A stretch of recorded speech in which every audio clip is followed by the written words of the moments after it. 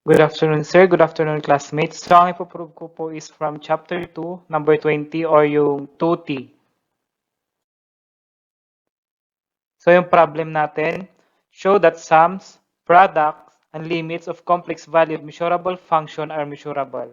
So, dito, ang established nating proof ay tatlo, which is yung sum, yung product, yung limit ng complex-valued measurable function. I-show natin na ito ay measurable.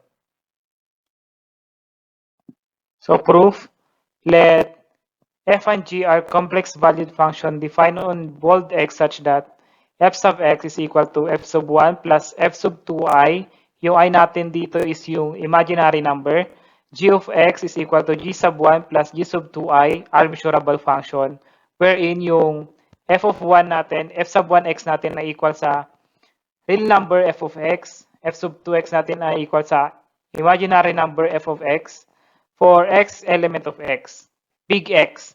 Ganon din sa function g natin, g sub 1x is equal to real number g sub x, g sub 2x is equal to imaginary g sub x for x ay element din ni big X. So ang complex valued function or complex valued measurable function ay parang same lang din siya sa real valued function. Ang pinagkaiba lang nila is dito sa complex mayroong imaginary number. Pero imaginary number na to ay isa lang din siyang measurable function, ay measurable.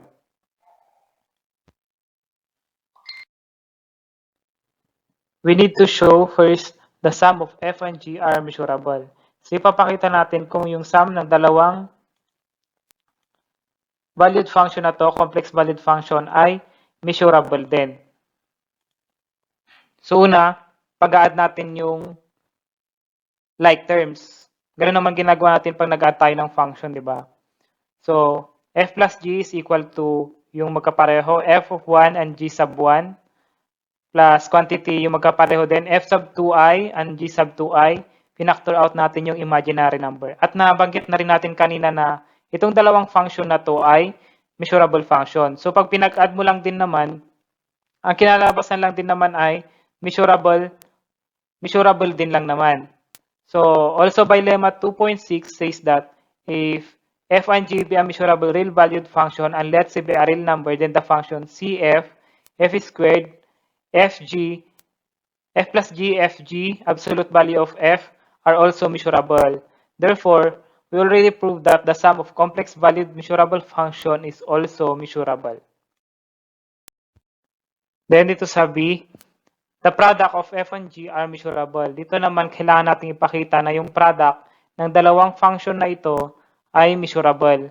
So, f dot g is equal to f of 1 plus f of 2i, g sub 1 plus f g sub 2i. Kailangan natin kunin yung product nito. So, ang ginawa natin ay FOIL method. So, f of 1 plus g sub 1, f of 1 plus g sub 2i, which is yung imaginary natin, plus f of 2i times g sub 1 at f of 2i plus g sub 2i. So, magtataka tayo bakit naging negative 1 ito.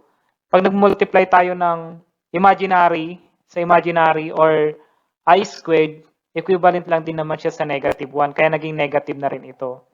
So, if i-simplify lang natin, quantity f of 1, g1, isama natin dito yung negative f2, g2, plus i-factor out natin yung dalawang imaginary number dito. So, pagsamahin natin si f of 1, g sub 2 plus f of 2, g sub 1. Mapapansin natin na measurable na rin tong dalawang function na to, ay itong function na to, measurable na rin tong function na to, at may imaginary number siya. So, measurable na din to. Applicable din dito yung lemma 2.6. Kaya, naipakita natin na yung product lang ng dalawang complex valued measurable function ay measurable din. So, dito sa pangatlo, kukunin din natin yung limit of f is measurable. So, suppose f is a complex valued measurable function on bold x, then f is measurable on bold x. So, let f of x is equal to f sub 1 plus f sub 2 I, where f of 1 and f of 2 is measurable function. We need to show that the limit of f of x as x approaches alpha is measurable. Since ito na, given na yung f of x natin, kukunin natin yung limit nito.